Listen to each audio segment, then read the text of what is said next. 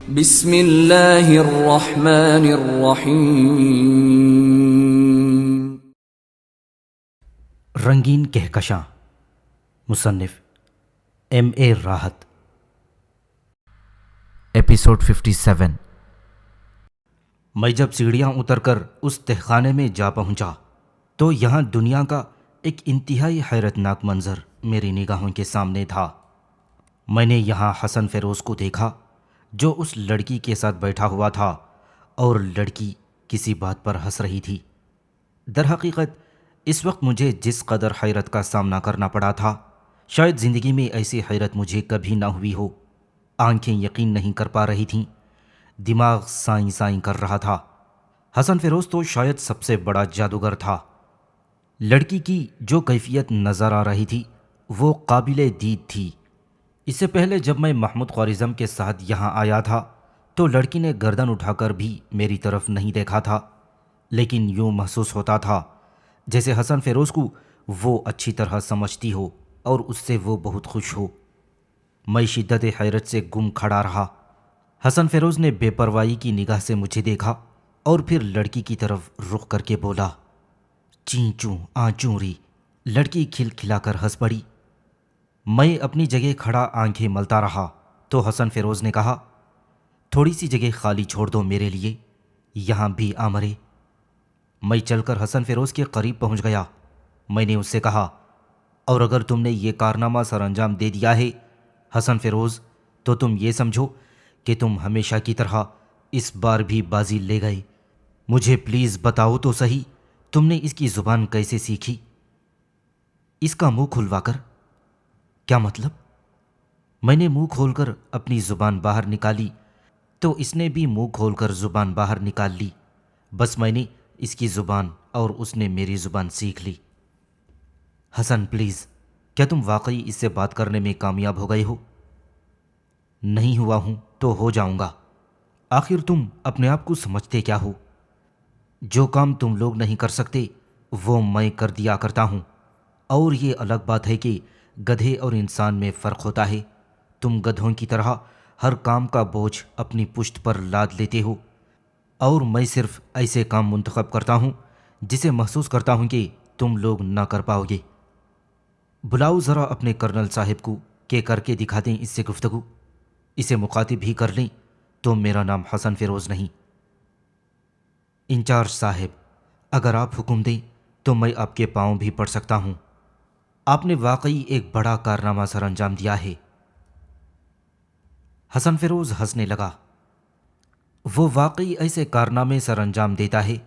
اصل میں کرنل ہمایون بدقسمت ہیں، ورنہ حقیقت یہ ہے کہ اگر وہ مجھے جنگ کے دوران کسی محاذ پر لے جائیں تو یہ کامیابی دلا سکتا ہے انہیں جو ان کے تصور میں بھی نہ ہوں۔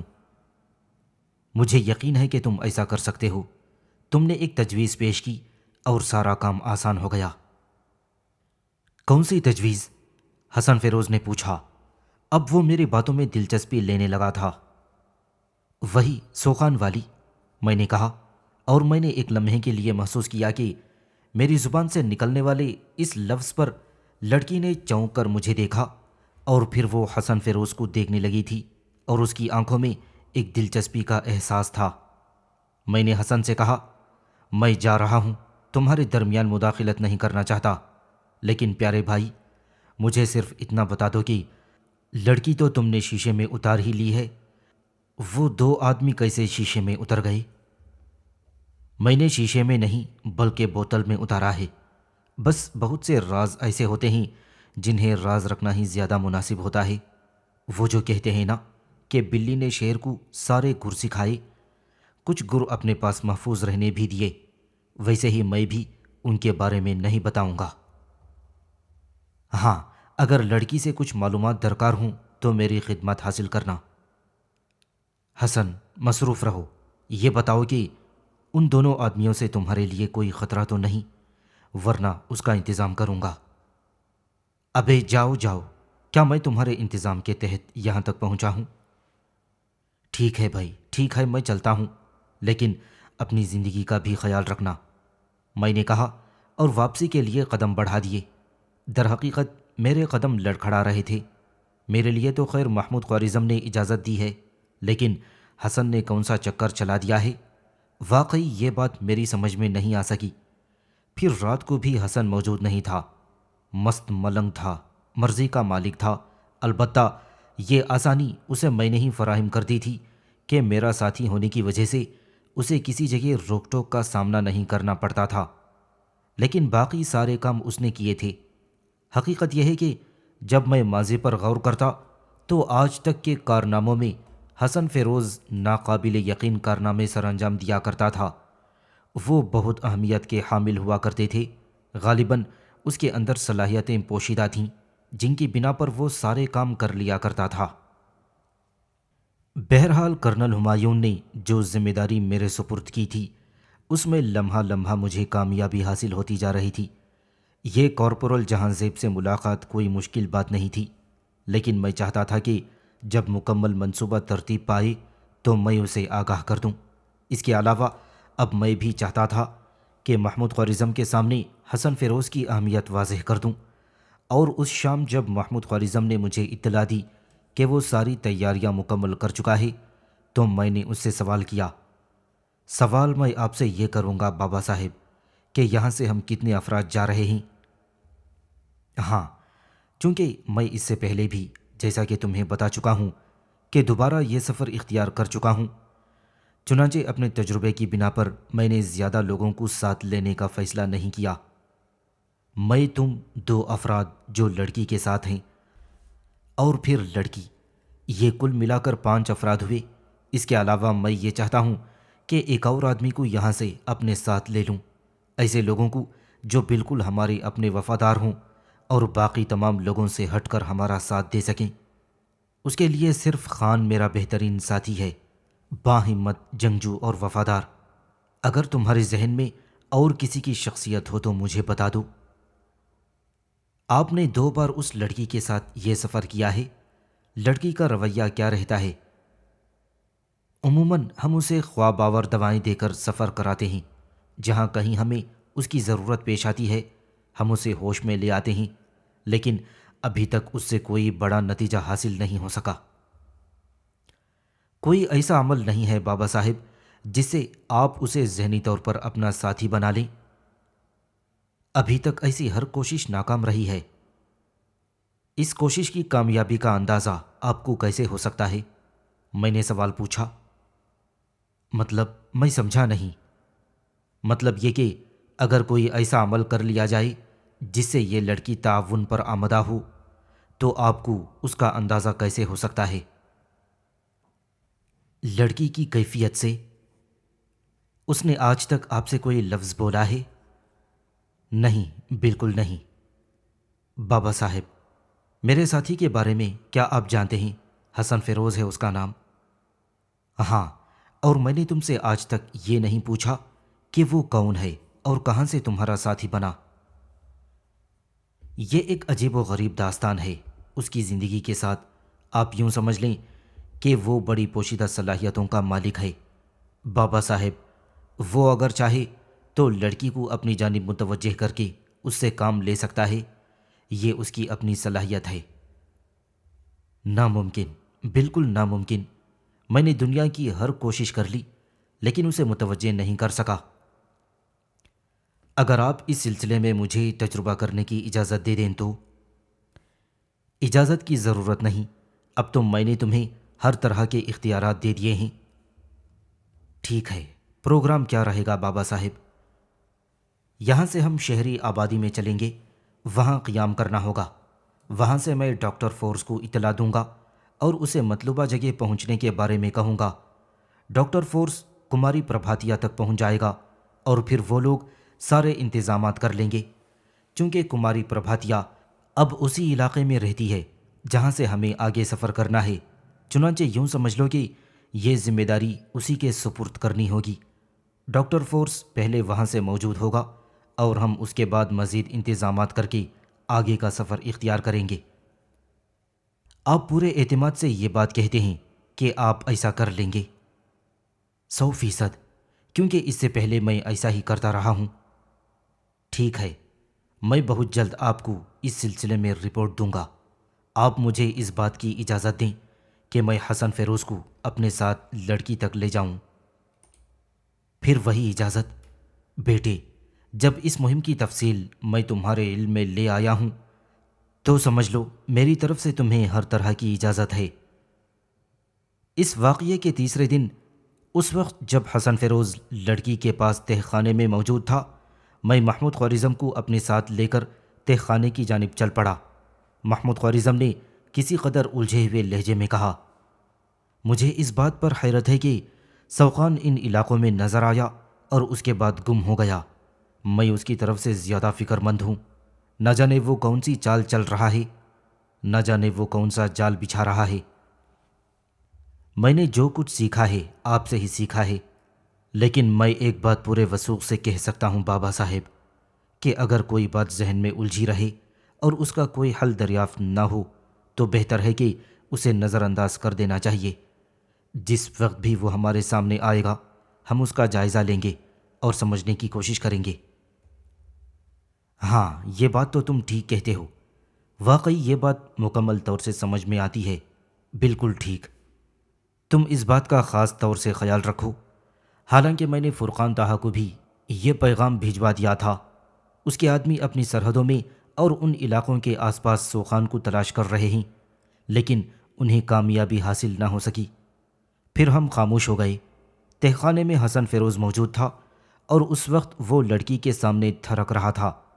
اندر داخل ہوتے ہی محمود خوارزم کے منہ سے حیرتناک آواز نکلی، اور وہ بھی نہایت بھونڈے انداز میں اپنے پیروں کو اسی کے انداز میں جنبش دے رہی تھی اور خوش نظر آ رہی تھی۔ محمود خوارزم کی آنکھیں شدت حیرت سے پھٹی کی پھٹی رہ گئیں۔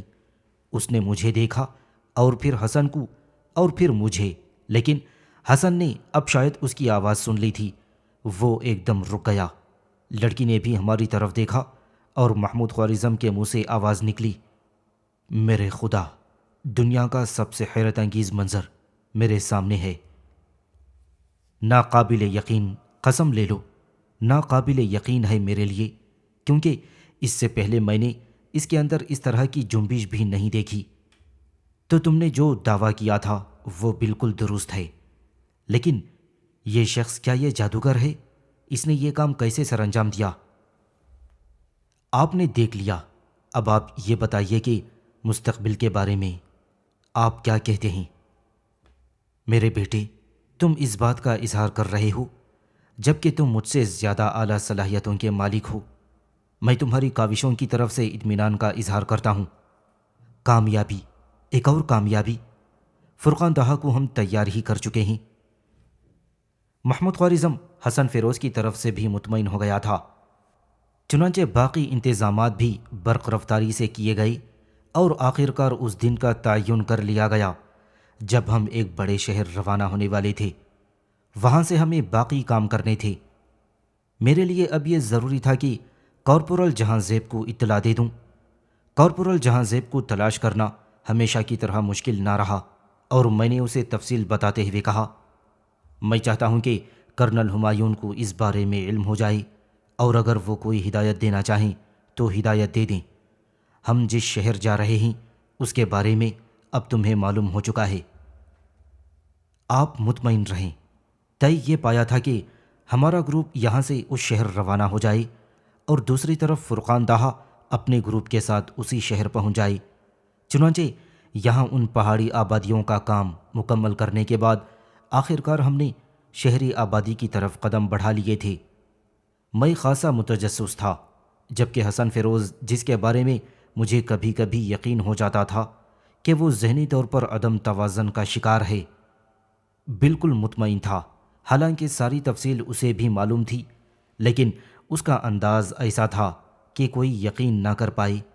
وہ بالکل مطمئن اور مسرور نظر آتا تھا، کیونکہ اسے اب لڑکی کے ساتھ رہنے کی اجازت دے دی گئی تھی، اس لیے زیادہ تر وہ اس کے ساتھ نظر آتا تھا۔ یوں یہ قافلہ شہر روانہ ہو گیا، اور میں جو اپنے آپ پر ہمیشہ ہی حیرت کرتا رہتا تھا، ایک بار پھر ایک خطرناک مہم کے تصور سے سرشار ہو گیا۔ ویسے تو حسن فیروز نے بہت سارے کارنامے سر انجام دیے تھے، لیکن اس بار جو کارنامہ سر انجام دے رہا تھا وہ ناقابل یقین سا تھا۔ ہوٹل میں قیام کے دوران میں اچھی طرح دیکھ چکا تھا کہ لڑکی اس سے بے حد مانوس ہے، اور ایسا لگتا تھا جیسے وہ ایک دوسرے کی بات سمجھتے بھی ہوں اور آپس میں باتیں بھی کرتے ہوں۔ حسن سے اس بارے میں نے سوال کیا تو وہ مسکرا کر بولا، ایک مزے کی بات بتاؤں؟ ہاں بتاؤ۔ اس کی پھوکڑی میں بھی کھوڑا ہے، حسن نے اپنے مخصوص انداز میں کہا، اور میں اسے گھورنے لگا۔ ہمارے درمیان بھی ایک رشتہ ہے، اور اس رشتے سے ہم ایک دوسرے کے بہت قریب آ گئے ہیں۔ بہت قریب سے میری مراد یہ ہے کہ 2-2.5 فیٹ کا فاصلہ ہے بس، جو تم سے نہیں ہے۔ حسن کی اس تعویل پر مجھے ہنسی آ گئی۔ میں نے کہا، حسن، عزت کا معاملہ ہے، ویسے تم بہت اچھے انسان ہو، لیکن پھر بھی میں… ارے کیا فضول باتیں کر رہے ہو؟ کس بیوقوف نے تم سے کہہ دیا کہ میں اچھا انسان ہوں؟ سنو اور ناک کھول کر سنو، میں کہہ رہا ہوں۔ ناک کھول کر؟ اب پتہ نہیں یہ کان یا ناک کا کیا سلسلہ ہوتا ہے، مگر یہ دنیا والوں نے جو بے وقوفی کے محاورے استعمال کر رکھے ہیں، مختلف معاملات میں انہی کی مطابقت سے کہہ رہا ہوں۔ اب میری مرضی ہے کہ کان کہوں یا ناک، میں تو ہمیشہ دوسروں سے اختلاف کرتا ہوں، چنانچہ تم ناک کھول کر سنو۔ میں خود صاحب کردار آدمی ہوں، اور جہاں تک لڑکیوں کا معاملہ ہے، بس زبان سے کھلواؤ اور مجھے غلط آدمی نہ سمجھو۔ حسن کی بہت سی باتوں پر مجھے یقین ہو نہ ہو، لیکن کم از کم اس بات پر ضرور یقین تھا کہ وہ جو نظر آتا ہے وہ نہیں ہے۔ اس کی شخصیت کو مسخ کر دیا گیا تھا، ورنہ وہ اتنا اچھا انسان تھا کہ ایسے لوگ بہت کم ہوا کرتے ہیں۔ انسانی اور اخلاقی قدریں اس کے اندر بے پناہ تھیں۔ مجھے اس پر پورا یقین تھا۔ بہرحال ابھی ہم یہ نہیں کہہ سکتے تھے کہ ہم نے منزل کی جانب سفر کا آغاز کر دیا ہے، ابھی تو بس ابتدائی مراحل تھے، اور اس میں کوئی شک نہیں ہے کہ محمود خوارزم کے فرشتوں کو بھی کبھی میری ذات پر کوئی شبہ نہیں ہو سکا تھا۔ ظاہر ہے میرے لیے وہ اپنے دل میں ایسے جذبات رکھتا تھا کہ ان میں کسی کھوٹ کا تصور بھی نہ کیا جا سکے۔ چنانچہ محمود خوارزم مطمئن نظر آ رہا تھا۔ میں نے اس سے سوال کیا، ہمیں اب یہاں سے کہاں روانہ ہونا ہوگا؟ بینکاک سے ہم میسوٹ جائیں گے۔ میسوٹ یوں سمجھ لو برما کی سرحد پر ہے۔ اس سرحد سے پتھروں کی اسمگلنگ ہوتی ہے، اور اسے اسمگلروں کی جنت کہا جاتا ہے، لیکن بہرحال یہاں حادثے بھی ہوتے ہیں۔ لیکن ہم میسوٹ ہی کیوں جا رہے ہیں؟ مختصراً تمہیں بتا چکا ہوں کہ ہمارا سفر مختلف راستوں سے گزرتا ہوا سنگیانگ کی جانب ہوگا۔ سنگیانگ کے ایک مخصوص علاقے سے ہم بالکل راستہ بدل دیں گے اور ایک ایسی نامعلوم سمت چل پڑیں گے جس کے بارے میں تمہیں میں نے بتا دیا ہے کہ وہ علاقہ ابھی تک غیر مہذب ہے، اور وہاں مختلف قسم کے قبائل آباد ہیں۔ کیا تم نے چکما قبائل کے بارے میں سنا ہے؟